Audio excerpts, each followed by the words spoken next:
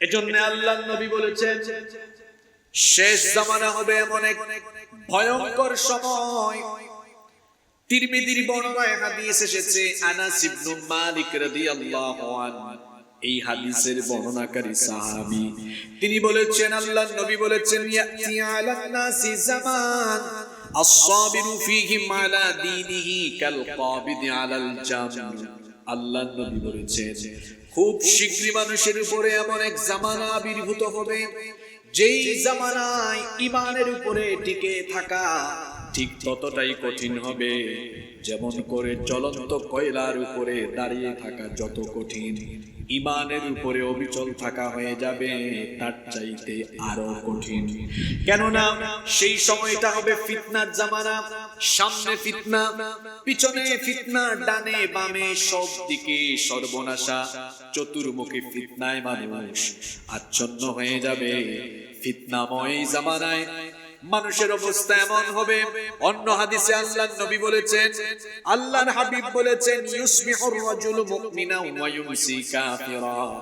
সকাল বেলা মানুষ মুমিন থাকবে কিন্তু ফিতনায় পড়ে সন্ধ্যা বেলায় মানুষগুলো কাফির হয়ে যাবে। আল্লাহর নবী বলেছেন ওয়া ইউসবিহু ওয়া ইউমসি মুমিনান ওয়া ইউমসি কাফির ওয়া ইউসবিহু কাফিরা। সন্ধ্যা বেলায় কোন ব্যক্তি মুমিন থাকবে কিন্তু রাতের বেলা ফিতনায় পড়ে গিয়ে সকাল বেলায় কাফির হয়ে যাবে। এত ফিতনার জামানা আসবে, মুহূর্তের মধ্যেই মানুষ ঈমান হারা হয়ে যেতে পারে। আমার বাবারা, আমার ভাইয়েরা, এই দুনিয়ার সবচেয়ে বড় সম্পদের নাম হলো ঈমান। সবচাইতে বড় সম্পদ হলো ঈমান, কারণ ঈমান ব্যতীত নেক আমলেরও কোনো দাম নাই। একজন বেঈমান ব্যক্তি যদি সারা জীবন ভালো ভালো কাজ করে, মানুষের কল্যাণে কাজ করে, তো এই ভালো এবং মানবিক কাজ কিংবা কল্যাণের কাজের কারণে দুনিয়াবী জীবনে সে খ্যাতি, যশ, বাহবা পাবে, মানুষ তার প্রশংসা করবে, কিন্তু আল্লাহর কাছ থেকে তার কোনো জাযা নাই, তার কোনো পুরস্কার নাই, কারণ ঈমান ব্যতীত নেক আমলের কোনো দাম নাই। এজন্য আল্লাহ কোরআনে কারীমে যত জায়গায় নেক আমলের কথা বলেছেন, নেক আমলের আগে আল্লাহ তাআলা ঈমানের কথা বলেছেন, কারণ ঈমান ব্যতীত নেক আমলের কোনো দাম নাই। ঈমানের সাথে নেক আমল করবে যারা, জান্নাতুল ফেরদাউসের ওয়ারিস হয়ে যাবে তারা। এজন্য রব্বুল আলামিন কোরআনুল কারীমে বলেন ইন্নাল্লাযীনা আমানু ওয়া আমিলুস সালিহাতি কানাত লাহুম জান্নাতুল ফিরদাউসি নুজুলা খালিদিনা ফিহা লা ইয়াবগুনা আনহা হিওয়ালা। আল্লাহ তাআলা বলেছেন নিশ্চয়ই ঈমান এনে নেক আমল করবে যারা, জান্নাতুল ফেরদাউসের ওয়ারিস হয়ে যাবে তারা। তাহলে আমল, ঈমান ছাড়া নেক আমলের কোনো দাম নাই। এই জন্য মানুষের জন্য সবচেয়ে বড় সম্পদ হলো ঈমান। বলেন তো সবচাইতে বড় সম্পদের নাম কি? আরো জোরে বলেন সবচাইতে বড় সম্পদের নাম কি? একজন মুমিন ব্যক্তি জীবনের সবকিছু ঈমানের জন্য ছাড়তে পারে, কিন্তু ঈমান সে কখনো ছাড়তে পারে। এই জন্য আপনি আমাদের আকাবির আসলাফ পূর্ববর্তীদের জীবনী পড়ে দেখুন, নবী রাসূলদের জীবনী পড়ে দেখুন, নবী রাসূলদের সঙ্গী সাথী যারা ছিলেন তাদের জীবনী পড়ে দেখুন।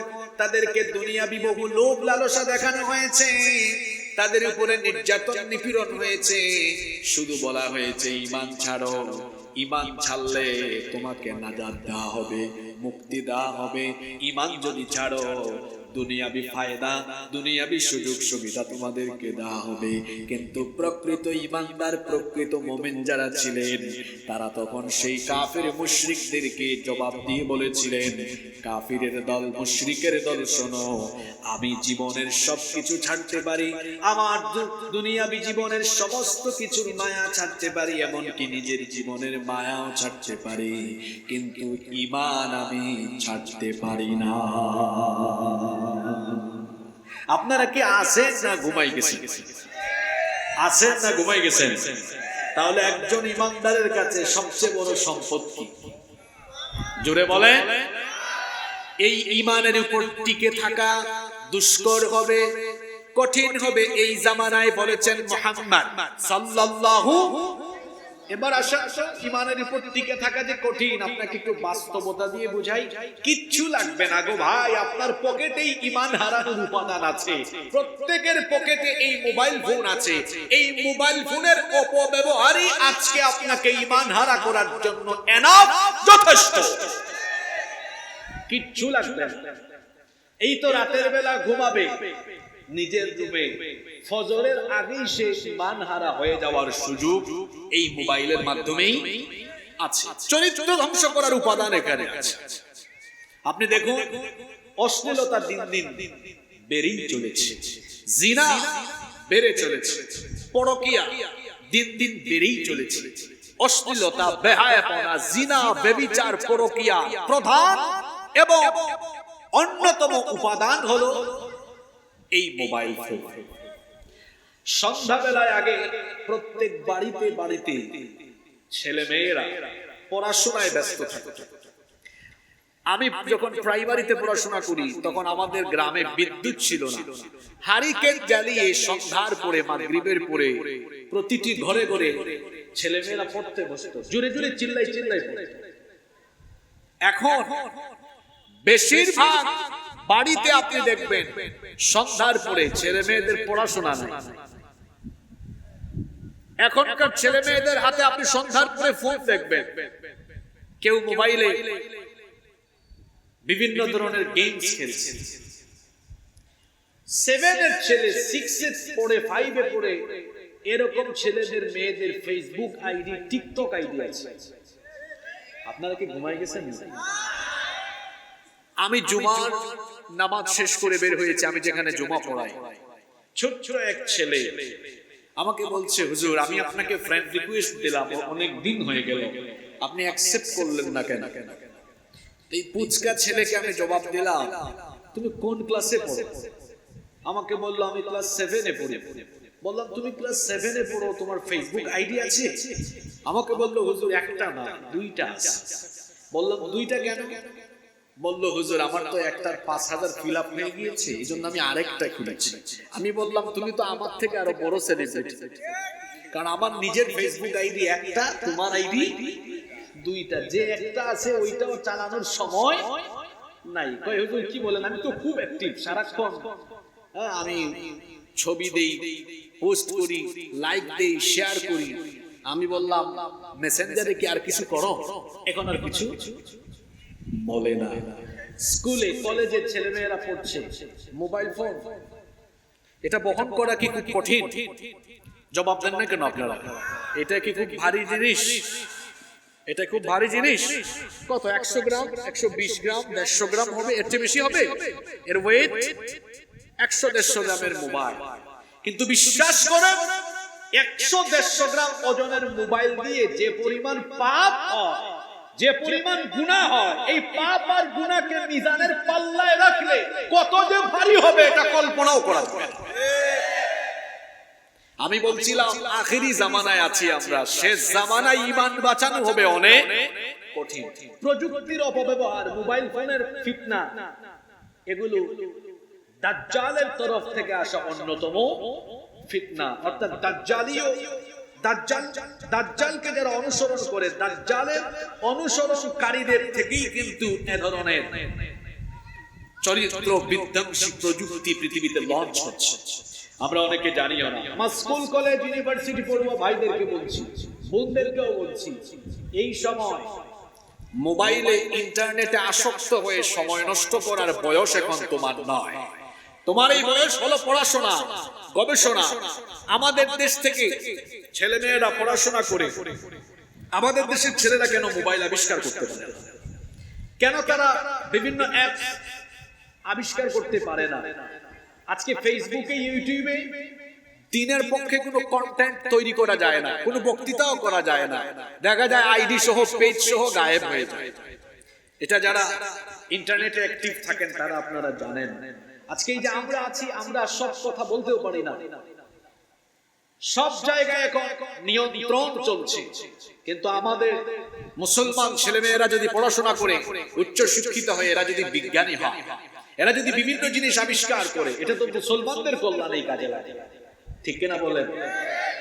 এজন্য আমি তরুণ যুবক ছেলেদেরকে বলবো, যারা পড়াশোনা করেন ছাত্র ছাত্রী ভাই বোনদেরকে বলবো, মোবাইল ফোনে আসক্ত হয়ে এই বয়সটাকে আপনি শেষ করে দিবেন। শুধু যে ইয়াং জেনারেশন মোবাইলে আসক্ত সেটা কিন্তু নয়, কি শিশু কিশোর যুবক আর কি বুড়া মানুষ বলেন, এখন সবাই এই ফোনে আসক্ত হয়ে গেছে।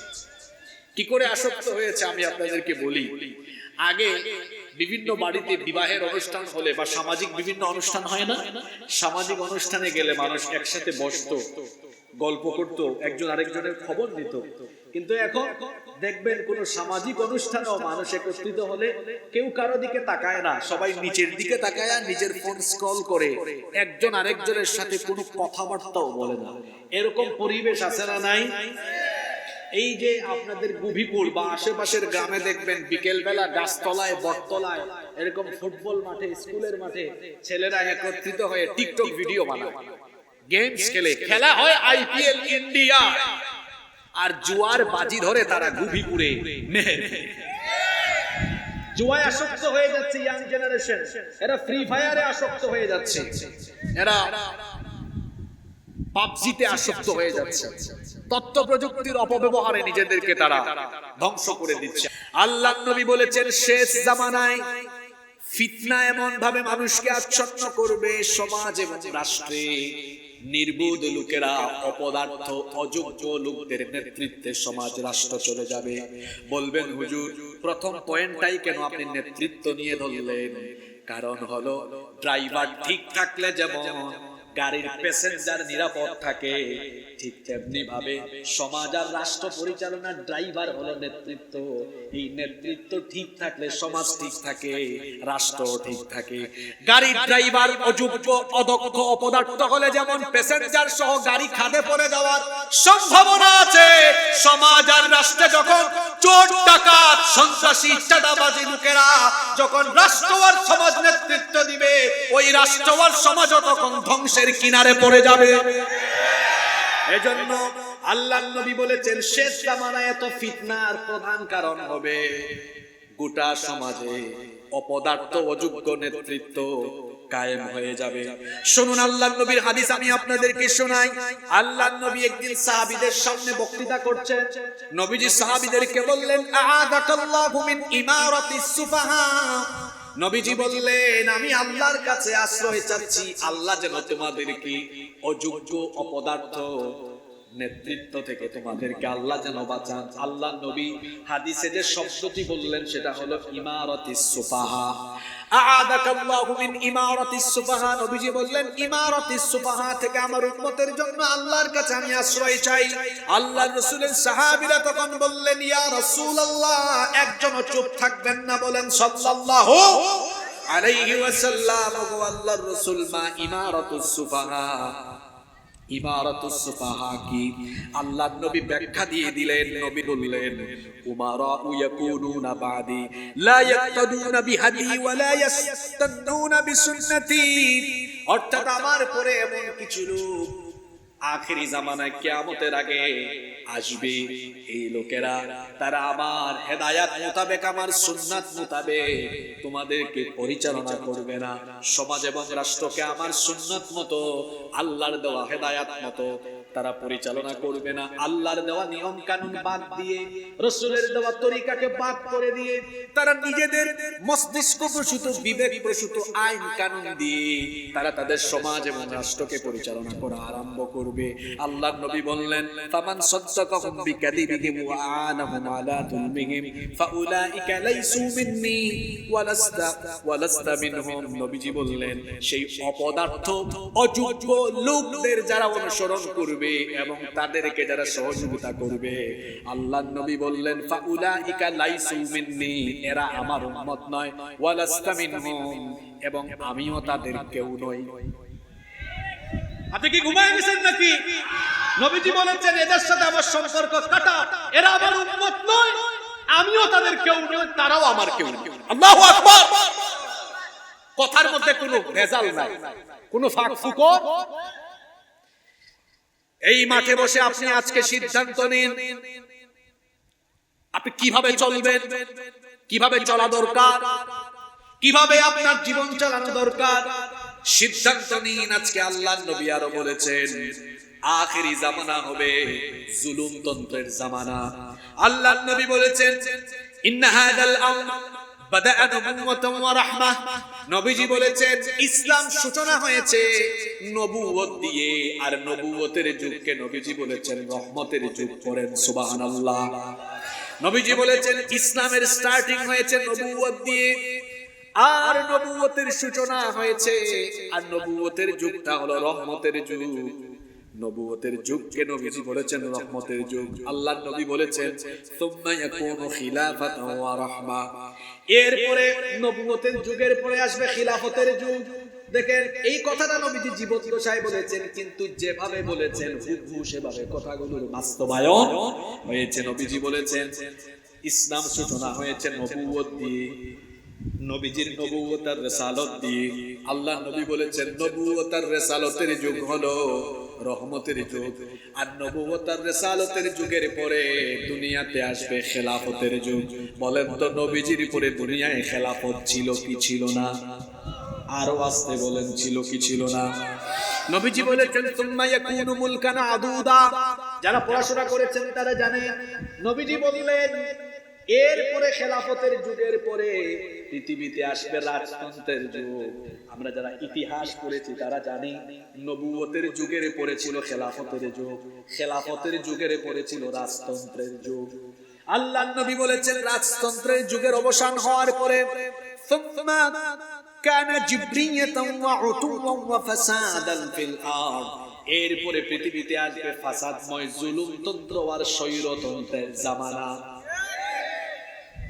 কথাগুলো কি পৃথিবীর সাথে মিলে কি মিলে না? আপনি আবার নিজের কাঁধের উপরে নিয়ে আসেন, কারণ আমার সমাজে এরকম পচা নিকৃষ্ট কিছু লোক আছে কুরআন হাদিসের কথা যে জোর করে তার মাথার উপরে নিয়ে নেয়। হুজুর বলে এক কথা, হুজুর যখন কুরআন হাদিসের কথাগুলো বলে হুজুর তার নামও বলে না, কিন্তু সে নিজেই তার চরিত্রের সাথে মিলায়া নেয়। কেমন মানুষ আছে না নাই? আল্লাহর নবী বলেছেন ইসলাম সূচনা হয়েছে, হাদিসটা মুখস্থ করে নবীজি বলেছেন ইসলামের সূচনা হয়েছে নবুয়ত দিয়ে। বলেন কি দিয়ে? বলেন কি দিয়ে? নবুয়ত দিয়ে। এরপরে নবীজি বলেছেন সুম্মা ইয়াকুনু খিলাফা। এরপরে আসবে খিলাফতের যুগ, সেটাও হবে রহমতের যুগ। সুম্মা ইয়াকুনু মুলকান আদুদা। এরপরের যুগ হলো রাজতন্ত্রের যুগ। সুম্মা ইয়াকুনু জাবরিয়াতান ওয়া উতুওয়ান ওয়া ফাসাদান ফিল আরদ। এরপরের সময়টা হলো ফাসাদ, জুলুমতন্ত্র আর স্বৈরতন্ত্রের জামানা। যেই যুগের মানুষেরা নিজের আইনের বিরুদ্ধে, নিজের মতের বিরুদ্ধে গেলে সহ্য করতে না পেরে মানুষের উপরে হিংস্র হায়নার মতো ঝাঁপিয়ে পড়বে, এমন জালিম আজকে দুনিয়াতে আছে না নাই? তাহলে এটা শেষ জামানার, জোরে বলেন শেষ জামানার আলামত। আল্লাহর নবী বলেছেন শেষ জামানা হবে বড় ভয়ঙ্কর জামানা। সেই জামানায় ফাহেশা কাজ বেড়ে যাবে, বেবিচার বেড়ে যাবে। এজন্য নবীজি বলেছেন, আল্লাহর নবী বলেছেন লা তাকুমুস সাআহ হাত্তা ইয়াযহারাল ফাহশ। ততদিন পর্যন্ত কিয়ামত হবে না যতদিন না অশ্লীলতা বেহায়াপনা সমাজের রন্ধ্রে রন্ধ্রে ছড়িয়ে যায়। আমার বাবারা, আমার ভাইয়েরা পুরুষোচিত কণ্ঠে জবাব দিয়ে বলেন তো সমাজে এখন অশ্লীলতা কম না বেশি? বাসা থেকে বের হয়ে ওযু করে বের হবেন তো ওযু ঠিক রাখাও কোথায়? অশ্লীলতা রাস্তার মুড়ে মুড়ে, বিলবোর্ডে, সাইনবোর্ডে, ফেস্টুনে, সব জায়গায়, পত্রিকা পড়েও শান্তি পাবেন না। বিনোদন পাতায় আছে অশ্লীলতার বেহায়াপনা। ম্যাগাজিন হাতে নিবেন, ওখানেও আছে উলঙ্গপনা, নগ্নতা, অর্ধনগ্নতা। রাস্তাঘাটে বিলবোর্ড, সাইনবোর্ড, ফেস্টুন, চতুর্দিকে দেখবেন। আপনি ইউটিউবে ভালো একটা ভিডিও দেখেন, নিচে দিয়ে আরো 3টা খারাপ ভিডিও। নিজের চোখের হেফাজত করাও এই যুগের চ্যালেঞ্জের ব্যাপার। আপনি একটা ওয়াজ শুনবেন, সেখানেও দেখবেন সেই ভিডিওর নিচে আজে বাজে ভিডিও চলে এসেছে। এই রকম করে চতুর্দিকে ফাহেশা কাজ, চতুর্দিকে ফাহেশা কাজ। একটা হাদিস আপনাদেরকে শোনাই, আল্লাহর নবী কি বলেছেন শুনেন। শেষ জামানায় অশ্লীলতা বেবিচার, বেহায়াপনা এমন ভাবে সমাজে ছড়িয়ে পড়বে, নবীজি বলেছেন হাত্তা তুজাদুল মারআতু নিহারান জিহারান তুনকাহু ওয়াসাতাত তরিকি লা ইউনকিরু যালিকা আহাদা। আল্লাহর নবী বলেছেন প্রকাশ্যে দিনে দুপুরে, প্রকাশ্যে দিনের বেলায়, দিনে দুপুরে নারী পুরুষ রাস্তার মধ্যে বেবিচার করবে, এটা দেখেও মানুষ, এই চিত্র দেখেও মানুষ ওখানে গিয়ে বাধা দিবে না। এই হাদিসের সাথে মিলান আমার দেশের বটমূল পার্ক, আমার দেশের ওই যে ঢাকার হাতির ঝিল, রমনার বটমূল, এরপরে বিভিন্ন বিশ্ববিদ্যালয়ের, পাবলিক বিশ্ববিদ্যালয়ের ক্যাম্পাসে কবুতরের জোড়ার মতো অবিবাহিত ছেলে মেয়েরা বসে বসে বাদাম খায়, বিশ্ববিদ্যালয় প্রশাসন কিছু বলে না। বিভিন্ন পার্কের মধ্যে দেখবেন কলেজের, স্কুলের, কলেজের, ইউনিভার্সিটির ছেলে মেয়েরা কবুতরের জোড়ার মতো বসে বসে অবিবাহিত ছেলেরা বাদাম খায়। যেগুলা বলতেছি এগুলা বাস্তব না অবাস্তব? নবীজি বলেছেন কিয়ামতের আগের জামানায় রাস্তাঘাটে এগুলো ঘটবে, লা ইউনকিরু আহাদ, লা ইউনকিরু যালিকা আহাদ, কেউ এটা দেখেও বাধা দিবে না। আল্লাহর নবী বলেছেন ওয়ালা ইউগাইয়িরু, এগুলো প্রতিরোধের জন্য কাজ করবে না। ফায়াকুনু আমসালাহুম, এদের উদাহরণ হবে এই, আল্লাহর নবী বলেছেন ফায়াকুনু আমসালাহুম ইয়াওমা ইদিনিল্লাযী ইয়াকুল লাউ নাহাইতাহা আনিত তরিকি কলিলান ফাযালিকা ফীহিম মিসলা আবী বকর ওয়া উমর। আল্লাহর নবী বলেছেন সেই জামানায় যে ব্যক্তি অশ্লীলতায় বেহায়াপনায় শামিল হওয়া ছেলে মেয়েদেরকে বা লোকদেরকে গিয়ে বলবে তুমি যদি রাস্তাঘাট থেকে সরে গিয়ে লোক চক্ষুর অন্তরালেও এই কাজটা করতে ভালো হতো, তাও সমাজ এই নোংরামি থেকে বেঁচে যেত। আল্লাহ নবী বলেছেন এতটুকু কথাও শেষ জামানায় যে ব্যক্তি বলতে পারবে সে হলো শেষ জামানার আবু বকর, শেষ জামানার ওমর। এখানে আমরা গিয়ে বাধা দিতে পারি না, আমরা এই সংসারে বাধা দিতে পারি না, আমরা নীতিমালা আরোপ করতে পারি, বরং যেখানে আলেম উলামাগণ অশ্লীলতা, বেহায়াপনা, যৌতুক, মাদকের বিরুদ্ধে কথা বলে সেখানে আরো সুযোগ পেলে আমরা প্রতিবন্ধকতা তৈরি করার চেষ্টা করি। আপনি বন্ধ করার জিনিস পান না, আপনি বন্ধ করলে হাতির ঝিলের এই বেহায়াপনা বন্ধ করুন, আপনি যৌতুক বন্ধ করুন, মাদক বন্ধ করুন, জুয়া বন্ধ করুন, অশ্লীলতা, বেহায়াপনা, নোংরামি বন্ধ করুন। আপনি বন্ধ করার জিনিস পান না, আপনি বিভিন্ন জায়গায় দেখা যায় কোরআনের মাহফিল বন্ধ করে দেন। বরং আপনার উচিত ছিল আপনার বলা, কমিটিকে বলা কোন হুজুরকে দাওয়াত দিয়েছো, ওই হুজুরের ফোন নাম্বার দাও, হুজুরের সাথে আমি যোগাযোগ করি, পারলে দেখা করি। আমার এলাকায় জুয়া বেশি, আমার এলাকায় সুদ বেশি, যৌতুক বেশি, হুজুরকে একটু নোট দেই, তিনি যেন তার আলোচনার ভেতরে 20-30 মিনিট এগুলো নিয়েও কথা বলে। আপনার উচিত ছিল এভাবে সহযোগিতা করা, না করে গান বাজনা এবং অমুসলিম ভাই বোনদের প্রোগ্রামে উল্টা প্রোটেকশন, আর সংখ্যাগরিষ্ঠ মুসলমানের দেশে মুসলমানদেরকে অবাধ দিন চর্চায় আপনি বাধা বিপত্তি সৃষ্টি করবেন। এটা তো আসলে এদেশের মানুষের আবেগ অনুভূতির সাথে মিলে না, ঠিক কি না? এদেশে যত অমুসলিম বসবাস করেন তাদেরকে রাষ্ট্রীয়ভাবে নিরাপত্তা দেওয়া রাষ্ট্রের দায়িত্ব, এবং সংখ্যাধিক্য যেহেতু এদেশে মুসলমানদের উচিত হলো অমুসলিমদেরকে শ্রদ্ধা করা, ভালোবাসা, তাদের সাথে সুন্দর সম্পর্ক রাখা, সাম্প্রদায়িক দাঙ্গা যেন আমাদের মধ্যে লেগে না যায়। কারণ ইসলাম কখনো অন্য ধর্মকে গালিগালাজ করা, অন্য ধর্মের ভাই বোনদেরকে নিয়ে ঠাট্টা করা, উপহাস করা, অন্য ধর্মের দেবতাদেরকে গালি দেওয়া, এই শিক্ষা ইসলাম কোনোদিনও আমাদেরকে দেয় না। বরং অমুসলিম যারা, ভিন্ন ধর্মাবলম্বী যারা, তাদেরকে তাদের ধর্মীয় অধিকার, নাগরিক অধিকার সেগুলো নিশ্চিত করা, এটি মুসলমান রাষ্ট্রপ্রধান থাকলে তারও দায়িত্ব, প্রতিটি মুসলমানেরও দায়িত্ব হলো অমুসলিমরা যেন তাদের কাছে নিরাপদ থাকে। এটা আমরা করি। এ ধরনের পরমত সহিষ্ণুতা একমাত্র পৃথিবীর মুসলমানদের কাছে আছে। আপনি পৃথিবীর ইতিহাস পড়ে দেখুন, পৃথিবীতে মুসলমানরা হচ্ছে সবচাইতে পরমত সহিষ্ণু জাতি। এই ভারতীয় উপমহাদেশকে মুসলমানরা শাসন করেছে সুদীর্ঘ 800 বছর।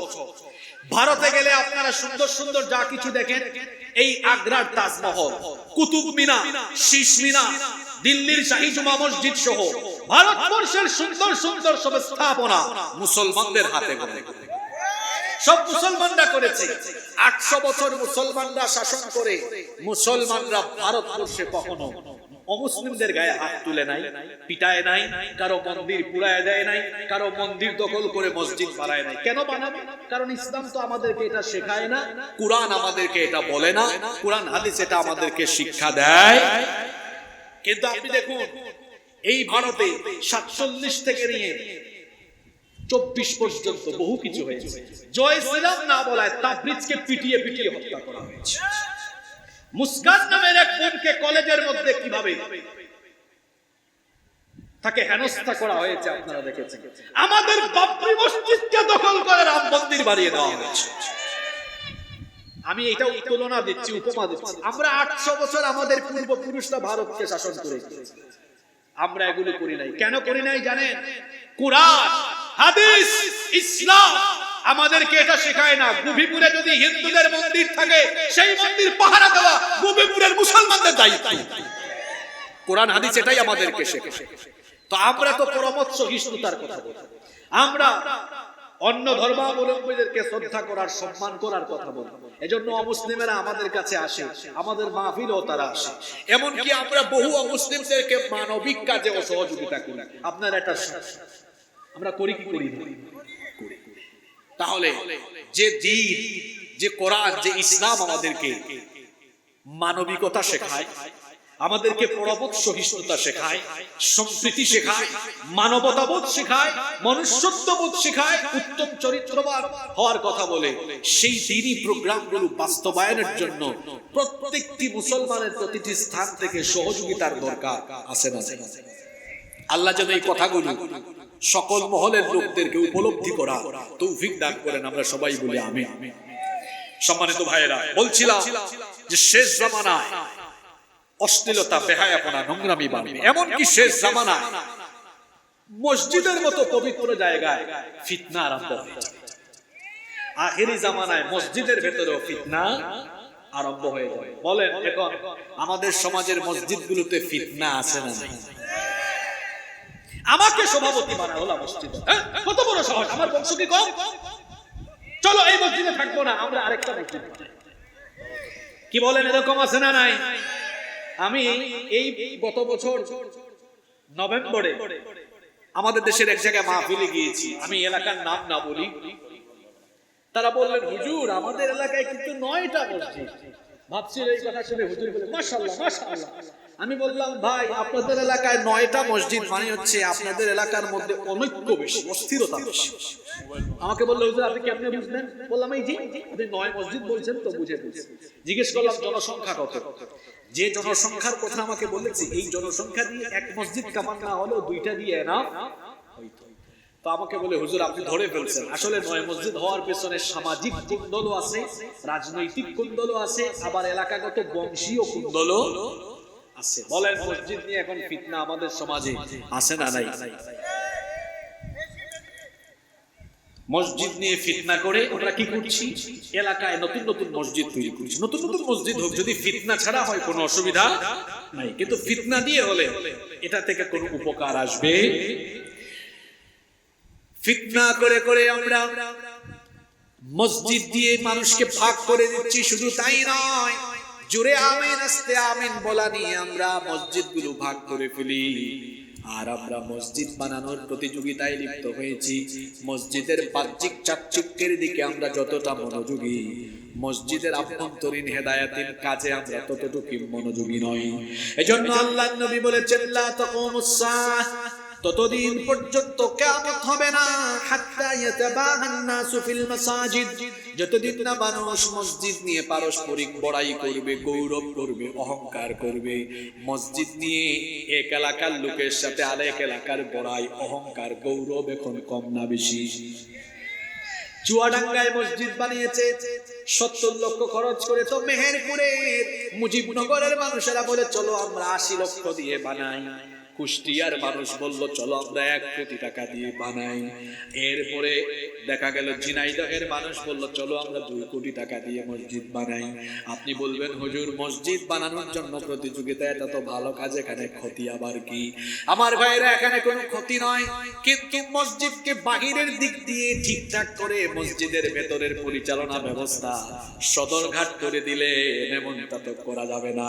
কারণ বহু কোটি কোটি টাকা দিয়ে মসজিদ, কোটি কোটি টাকা দিয়ে নির্মাণ করা বহু মসজিদের ভেতরে পরিচালন ব্যবস্থা হলো এমন, মসজিদের মধ্যে সুদখোর সভাপতি, ঘুষখোর সেক্রেটারি, দুর্নীতিবাজ কেশিয়ার বসে আছে। তাহলে কোটি কোটি টাকা দিয়ে সুন্দর মসজিদ বানিয়ে কি ফায়দাটা হলো আমাকে বলেন? তাহলে তো নবীজির সাথে আমাদের আচার আচরণের মিল হয়ে গেল। কেননা নবীজি বলেছেন ইন্না মিন আলামাতিস সাআহ উলুলুন আহলুল ফিসকি ফিল মাসাজিদ। আল্লাহর নবী বলেছেন, ততদিন আল্লাহর নবী বলেছেন কিয়ামতের একটা আলামত হলো কিয়ামতের আগে আখিরি জামানায় সুন্দর সুন্দর মসজিদের ভেতরে পাপী তাপী ফাসিক ফুজ্জার ব্যক্তিদের গলার আওয়াজ বড় হয়ে যাবে। এখন আপনি তাই দেখুন বেশিরভাগ মসজিদ, আমি তো একেবারে দায়িত্ব নিয়ে বলতে পারি এই বাংলাদেশের বেশিরভাগ মসজিদ কমিটির সভাপতি, সেক্রেটারি বেনামাজি, সুদখোর, ঘুষখোর, চরিত্রহীন। এই জন্য এই মসজিদগুলোর ইমাম, মসজিদগুলোর খতিবের সাথেও সুন্দর আচরণ হয় না। ওই মসজিদগুলোর মিম্বর থেকেও সত্য কথা উচ্চারিত হয়। কারণ জুমাবারে কি বক্তৃতা হবে সভাপতি ঠিক করে দেয়, হুজুর এটা বলেন, এটা বলেন, ওইটা বলিয়েন না। সভাপতির ঘরের সভাপতি, সেক্রেটারির ঘরের সেক্রেটারি, হুজুর কি বলবে তুই ঠিক করে দেওয়ার কে? তুই ঠিক করে দেওয়ার কে? তুই কুরআন হাদিস কতটুকু পড়েছিস ঠিক কি না? তোর আউযুবিল্লাহ বিসমিল্লাহ পড়তে গেলে তোর ভুল হবে 20টা। আর যেই লোক 25 বছর 30 বছর তাফসীর হাদিস পড়ে এসেছে তাকে তুই ঠিক করে দিস কোনটা বলবে কোনটা বলবে না। এটা ঠিক করে দিতে হবে পড়াশোনা করে ওই জায়গায় গিয়ে তারপরে ঠিক করে দেয়। এরকম আছে না? না, বেয়াদবিতে গোটা সমাজ পরিপূর্ণ হয়ে যাচ্ছে। চিন্তা করেছে এমনকি মাহফিলগুলোতে বড় বড় আলেমদেরকে দাওয়াত করে জাহেলরা আলেমদেরকে গাইডলাইন করে এটা বলবেন এইটা বলবে না। জাহেল তুমি কাকে ইনস্ট্রাকশন দিচ্ছ? ওই হুজুর কুরআন হাদিস 20 বছর 25 বছর পরে এই চেয়ারে বসেছে। তুমি সূরা ফাতিহা পড়তে গেলে তোমার ভুল হবে 30টা। তুমি বুখারীর উস্তাদকে বলো এইটা বলবেন ওইটা বলিও। কথা বাস্তব না অবাস্তব? মাদ্রাসায় বুখারী পড়িয়েছে 30 বছর, সেই উস্তাদকে বসায়া তার মতো জাহেল বলে এইটা বলবেন ওইটা বলিয়েন না। ওই উস্তাদের, বুখারীর উস্তাদের পায়ের জুতার যে বালু আছে বালু বহন করার যোগ্যতাও তো তোমার নেই। বেয়াদবে গোটা সমাজটা ভরে পড়েছে, ঠিক কিনা বলেন? কথাবার্তা, চাল চলন, আচার আচরণে বিনয়ের প্রকাশ হওয়া, এটা ভালো মানুষের আলাদা। আল্লাহর নবী বলেছেন আখিরি জামানায় কিয়ামতের আগে সুন্দর সুন্দর ওই মসজিদগুলোর ভেতরে পাপী তাপীদের, ফাসিকদের গলার আওয়াজ বড় হয়ে যাবে। ইমাম খতিবের গলার আওয়াজ ছোট, ওদের গলার আওয়াজ বড়। এজন্য দেখা যায় এই রকম অপদার্থ লোকদের ব্যবস্থাপনায় পরিচালিত মসজিদ থেকে সত্য কথা উচ্চারিত হয় না। এক মসজিদে হুজুর নতুন ইমামতিতে ঢুকলেন, শুক্রবার জুমার দিনে তিনি বয়ান আরম্ভ করলেন। তিনি সুদের খুতবা আরম্ভ করলেন, সুদ নিয়ে আলোচনা করছেন। কিছুক্ষণ পর সভাপতি সাহেব ওনার মতো কাশি দিছেন। খতিব সাহেব, ইমাম সাহেব বিচক্ষণ ব্যক্তি ছিলেন, বুঝছি ওয়াজ আমার কমন পড়ে গিয়েছে, সঙ্গে সঙ্গে ঘুষের ওয়াজ আরম্ভ করলেন। কিছুক্ষণ পর সেক্রেটারি কাশি দিয়েছে, হুজুর বুঝলেন এখানে দেখতেছি ঘুষের ওয়াজও কমন। সাথে সাথে তিনি চলে গেলেন অন্য বিষয়ে, টপিক চেঞ্জ করে তিনি আলোচনা আরম্ভ করলেন। এবার তিনি আলোচনায় চলে গেলেন চাঁদাবাজি আর দুর্নীতি নিয়ে। কিছুক্ষণ পরে কেশিয়ার সাহেব কাশি মেরে দিয়েছে। হুজুর বুঝলেন এটাও কমন পড়ে গেছে। ঘড়ির দিকে তাকায় দেখে 1:15। হুজুর বলেন আজকের আলোচনা এখানেই শেষ। ওয়াখির দাওয়ানা আনিল হামদুলিল্লাহি রাব্বিল আলামিন। এই রকম সুযোগ সুবিধাবাদী ইমামও কিন্তু আমার সমাজে আছে, যারা সুদখোর, ঘুষখোর, চাঁদাবাজ, দুর্নীতিবাজ, সভাপতি, সেক্রেটারি আর ক্যাশিয়ারের ভয়ে চাকরি বাঁচাবার ধান্দায় রাসূলুল্লাহর পবিত্র মিম্বরে বসে সত্য কথা বলতে পারে না। যে ব্যক্তি মসজিদের মিম্বরে বসে সত্য কথা বলতে পারে না, তার উচিত হলো ইমামতির মতো, খতিবের মতো এত বড় পবিত্র দায়িত্ব ছেড়ে দিয়ে মাটি কেটে ভাত খাওয়া, অন্য চাকরি করা, ব্যবসা করে ভাত খাওয়া। রাসূলুল্লাহর পবিত্র মিম্বরে বসতে কোন চাঁদাবাজ, টেন্ডারবাজ, দুর্নীতিবাজকে ভয় করে সত্য কথা গোপন করা যাবে না।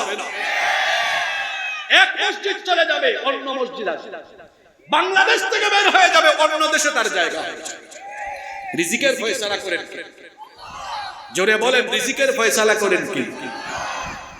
আল্লাহর নবী বলেছেন আখিরি জামানায় মসজিদগুলো কেমন হবে শোনো। আল্লাহর নবী বলেছেন মাসাজিদুহুম আমিরা, মসজিদগুলো হবে চাকচিক্যময়, ওয়া হিয়া খারাবুম মিনাল হুদা, কিন্তু মসজিদগুলো হবে হেদায়াত শূন্য। দেখেন আল্লাহর নবীর কথাগুলো আপনারা মিলান। এখন এমন কিছু কথা বলবো, দয়া করে আপনারা রাগ করবেন না, আসলেই তো তাই। দেখেন আমাদের গুবিপুরে, আমাদের এই মেহেরপুরের মধ্যে মসজিদগুলো কত সুন্দর। এখন আমাদের মসজিদ, একটা মসজিদও কাঁচা নাই, সব মসজিদ পাকা, কিন্তু মুসল্লির অভাবে পাকা মসজিদগুলো থাকে ফাঁকা। রাসূলুল্লাহর মসজিদ ছিল কাঁচা, কিন্তু মুসল্লি ছিল পাকা। আল্লাহ রাসূলের মসজিদটা কি পাকা ছিল নাকি? হ্যাঁ, পাকা ছিল না, উপরে ছিল খেজুর পাতার ছাউনি। অল্প একটু বৃষ্টি হলে দেখা যেত কাদা হয়ে যেত, কাদা হয়ে যেত। যখন সাজদা দিতেন তাদের নাকে আর কপালের মধ্যে কাদা লেগে যেত। আর যখন রোদ থাকতো, মরুভূমির বালু তখন এত গরম হতো, এই গরম বালুর উপরে তারা সাজদা দিয়েছে। মসজিদের মধ্যে এত কার্পেটও ছিল না। আমাদের মসজিদগুলোতে যেমন দামি দামি টাইলস, এরকম দামি দামি টাইলস ছিল না, দামি দামি কার্পেটও ছিল না। আমাদের মাথার উপরে ফ্যান আর এসি, কিন্তু রাসূলুল্লাহর মসজিদে কোনো ফ্যানও ছিল না, এসিও ছিল না। ফজরের আজান হয়ে গেলে মসজিদের ভেতরে ফাঁকা জায়গা, বলেন বলেন বলেন, থাকতো? রাসূলুল্লাহর মসজিদে এসি নাই, ফ্যান নাই, কারেন্ট নাই, টাইলস নাই, দামি কার্পেটও নাই। আজান হলে মসজিদ ফাঁকা, নাই মুসল্লিতে ফিলাপ। এখন আমাদের মসজিদে কারেন্ট আছে, মসজিদ কাঁচাও না, পাকা মসজিদ, টাইলস করা মসজিদ, লক্ষ লক্ষ কোটি কোটি টাকা দিয়ে বানানো মসজিদ, এসি আছে, ফ্যানও আছে। কিন্তু দেখবেন, রাগ করবেন না আপনারা, প্রধান বক্তা যখন বয়ান করেন মাঠে জায়গা নাই। প্রধান বক্তা চলে যাওয়ার 4-5 ঘন্টা পরে যখন ফজরের আজান হয়, ইমাম আর মুয়াজ্জিন সাহেবের সাথে ফজরের নামাজে দাঁড়ান, তখন 20 জন আর 30 জন। আল্লাহর নবী বলেছেন শেষ জামানার মসজিদ হবে সুন্দর, কিন্তু মুসল্লি হবে অসুন্দর। আমরা কত ভদ্র মানুষ, আবার ঠিক বলে সমর্থন দেই। আজকে একটু উপলব্ধি করুন, আজকে একটু চিন্তা করুন, কোথায় পড়ে আছি আমরা। আমার বাবারা, আমার ভাইয়েরা, কখনো আপনারা নামাজ ছেড়ে দিয়েন না। কোন পয়েন্টে ছিলাম মনে আছে তো? নবীজি বলেছেন আখিরি জামানার কথা, মাসাজিদুহুম আমিরা, মসজিদ সুন্দর, ওয়া হিয়া খারাবুম মিনাল হুদা, কিন্তু মসজিদ হেদায়েত শূন্য। আল্লাহর নবী বলেছেন মসজিদে ঢুকে দেখবা নামাজি নামাজি। আমরা কি ওই ধরনের অভিশপ্ত মুসল্লি হব, অভিশপ্ত ব্যক্তি হব? তাহলে নামাজ ঠিক করে ফেলে পারবো তো আমরা ইনশাআল্লাহ। সবচেয়ে বড় আমল, ইসলামের সবচেয়ে বড় আমলের নাম জোরে বলেন, ঈমানের পরে কি? ইসলামের সবচেয়ে বড় ইবাদত হলো নামাজ। ঈমান আনার পরেই আপনার জন্য দায়িত্ব হলো নামাজ আদায় করা, 5 ওয়াক্তের নামাজ ঠিক করা। নবীজি বলেছেন মান তারাকাস সালাতা মুতাআম্মিদান ফাকাদ কাফারা, যে ব্যক্তি ইচ্ছে করে নামাজ ছেড়ে দিলে সে যেন আল্লাহর সাথে কুফরি করলো। খবরদার খবরদার আমার ভাইয়েরা, নামাজ ছাড়বেন না। মসজিদের সাথে সম্পর্ক করেন, আজান হলেই মসজিদে যান। রাজুলুন কলবুহু মুআল্লাকুন ফিল মাসাজিদ, মসজিদের সাথে যে ব্যক্তির অন্তরের সম্পর্ক আছে, হাদিসে এসেছে নবীজি বলেছেন ওই ব্যক্তিকে আরশে আজিমের ছায়ায় যিনি জায়গা দিবেন তিনি কি? শুধু মসজিদে আসলে হবে না, ঘরের মহিলাদেরকেও ঠিকঠাক রাখতে হবে। আমার দেশের অনেক মসজিদের সামনের কাতারের নামাজি আছে যাদের ঘরের মহিলারা ঠিক নাই, এদের ঘরের মহিলারা বেপরদায় থাকে। কি বলেন, আসেনি? কথা বলেন, আছে? শুনেন, ইমাম আহমদ বিন হাম্বল রাহিমাহুল্লাহ তার মুসনাদের ভেতরে হাদিস বর্ণনা করেছেন। তিনি বলেছেন, আল্লাহর হাবিব বলেছেন, সায়াকুনু ফি আখিরি উম্মতি রিজালুন ইয়ারকাবুনা আলা সুরুজিন কাশফাকিল রিহাল। আল্লাহর নবী বলেছেন, শেষ জামানায় কিয়ামতের আগে আমার উম্মত তারা এত বেশি ডেভেলপ করবে, এত বেশি সমৃদ্ধ হবে, উটের জিন সদৃশ্য যানবাহনে আরোহণ করে করে তারা মসজিদে গিয়ে ইয়ানজিলুনা আলা আবওয়াবিল মসজিদ, মসজিদের দরজার সামনে অর্থাৎ পার্কিং এ তাদের গাড়ি রেখে মসজিদে ঢুকবে। কথাগুলো ১৫০০ বছর এখন মিল আছে। দেখবেন মসজিদের সামনে বিরাট বিরাট পার্কিং, নবীজি বলেছেন এরকম দামি দামি বাহনে চড়ে ইয়ানজিলুনা আলা আবওয়াবিল মাসাজিদ, মসজিদের দরজায় অর্থাৎ মসজিদের পার্কিং এ গিয়ে তারা নামবে, তারা নামাজি হবে, মসজিদে যাবে। কিন্তু তাদের ঘরের নারীদের খবর হলো নিসাউহুম কাসিয়াতুন আরিয়াত, তাদের ঘরের নারীরা কাপড় পরেও যেন উলঙ্গ থাকে এমন কাপড় চোপড় তারা পরে। মসজিদের সামনের কাতারের নামাজির ফেসবুক আইডিতে ঢুকে দেখেন, এই ৫ ওয়াক্তের নামাজির ফেসবুক আইডিতে তার বউর সাথে তার ছবি আছে, টিকটকে ছবি আছে। এ ধরনের কিছু মানুষ এখানেও থাকতে, আমি বড় কঠিন কথা বলি ভাই, সত্য কথা শুনতে একটু তিতা তিতা লাগে। এখানে যারা আমার সামনে বসা, যারা নিজের ওয়াইফের ফটো ফেসবুকে দিয়েছে, আপনি বড় রুচিহীন মানুষ, আপনার মধ্যে রুচি বলতে কিচ্ছু নাই।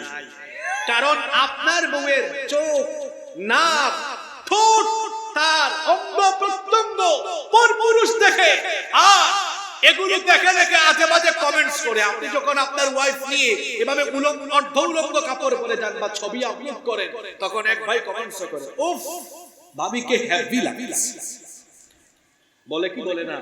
আর এই বেহায়া তার ভাইকে উত্তর দেয়, তার পাড়ার ভাই বা বন্ধুকে, থ্যাংক ইউ।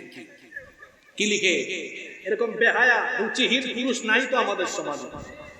যে ব্যক্তি তার নিজের বউকে পাবলিক প্লেসে ছেড়ে দিয়েছে, এই ব্যক্তির কোনো রুচি নাই, এর কোনো হায়া নাই, শরম নাই, লজ্জা নাই, ব্যক্তিত্বহীন পুরুষ। তোমার বউ তুমি দেখো, তোমার ঘরের ভিতরে যেভাবে মন চাই তুমি দেখো, মানুষ দেখাও কেন? তোমার রুচিতে সমস্যা, তোমার রুচি ঠিক কর। নবীজি বলেছেন, নিসাউহুম কাসিয়াতুন আরিয়াত, অর্ধ উলঙ্গ কাপড় চোপড় পরে থাকবে, নারীরা বেপরদা হয়ে যাবে। এদের অবস্থা এমন হবে, নবীজি বিস্তারিত বর্ণনা দিয়েছেন, আলা রুউসিহিম কাআসনিমাতিল বুখতিল ইজাব, বুখতি উটের কুজের মতো তারা তাদের মাথার মধ্যে ভাঁজ দিয়ে দিয়ে হিজাব পরবে। এই রকম স্টাইলিশ হিজাবধারী নারী আমার সমাজে আছে না নাই? মহিলা প্যান্ডেলে থাকা প্রত্যেকটি মা বোনকে আমি বলবো, আমার মায়েরা বোনেরা, ইসলামে আপনাদের সম্মান বেশি, মর্যাদা বেশি, অবদানও বেশি। বলেন তো, সর্বপ্রথম ইসলাম কবুল করেছেন পুরুষ না মহিলা? সর্বপ্রথম ইসলামের জন্য জীবন দিয়ে শহীদ হয়েছেন পুরুষ না মহিলা? পুরুষের চাইতে নারীর মর্যাদা বেশি। কত বেশি মর্যাদা দেখেন, কত বেশি মর্যাদা দেখেন। আমাদের পায়ের তলায় জুতা, আর নারী মায়ের জাতি হওয়ার কারণে তাদের পায়ের তলায় বেহেশত যিনি রেখে দিয়েছেন তিনি কি? তাহলে ইসলাম নারীকে সম্মান দিল, মর্যাদা দিল, কম না বেশি? আমার মাদেরকে, বোনদেরকে বলবো, মায়েরা বোনেরা, এরকম স্টাইলিশ হিজাব পরে বাড়ি থেকে বের হবেন না। স্টাইলিশ বুরখাও এখন বের হয়েছে। এখন বুরখার ভেতরেও ফিতনা, লাল, নীল, হলুদ, বেগুনি, কত কালারের বুরখা যে বের হয়েছে। আমার বোনদেরকে বলবো, কালো রঙের বুরখা পরিধান করুন, ঢিলে ঢালা বুরখা পরিধান করুন। বুরখা যেন টাইট ফিট না হয়, এমন টাইট ফিট বুরখা যাতে করে আপনার শরীরের অঙ্গ প্রত্যঙ্গের ভাঁজগুলো বোঝা যায়, শরীরের অঙ্গ বোঝা যায়, এরকম বুরখা আপনি পরবেন না, ঢিলে ঢালা পরবেন। আখিরি জামানায় আল্লাহর নবী বলেছেন, না আমাদের শেষ চেয়ারম্যান, এখনই আমরা মুনাজাত দিই। আল্লাহর নবী বলেছেন, শেষ জামানায় এমন হবে, এমন প্রতারণাপূর্ণ সময় আসবে, সত্যকে মিথ্যা বানিয়ে ফেলা হবে, মিথ্যাকে সত্য বানিয়ে ফেলা হবে, সত্যবাদীকে মিথ্যাবাদী বানানো হবে, মিথ্যাবাদীকে সত্যবাদী বানানো হবে। এমন নজির এখন পৃথিবীতে নাই। আল্লাহর নবী বলেছেন, সায়াতি আলান নাসি সানাওয়াতুন খাদ্দাত ইউসাদদাকু ফিহাল কাযিব ওয়া ইউকাযযাবু ফিহাস সাদিক। নবীজি বলেছেন, অচিরেই কিয়ামতের আগে এমন এক সততাপূর্ণ প্রতারণাপূর্ণ সময় আসবে, যখন মিথ্যাকে সত্য বানিয়ে দেওয়া হবে, সত্যকে মিথ্যা বানিয়ে দেওয়া হবে, সত্যবাদীকে মিথ্যাবাদী, মিথ্যাবাদীকে সত্যবাদী, ভালোকে খারাপ, খারাপকে ভালো। আর এটার জন্য সবচেয়ে বড় উপাদান হলো হলুদ সাংবাদিকতা। এটার মাধ্যমে সত্যকে মিথ্যা বানিয়ে দেওয়া যায়, মিথ্যাকে সত্য বানিয়ে দেওয়া যায়।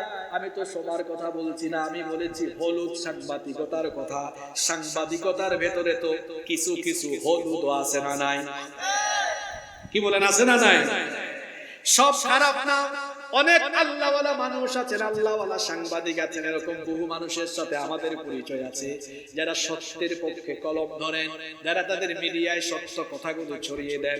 এমন মানুষ না থাকলে তো কিয়ামতই হয়ে যাইত।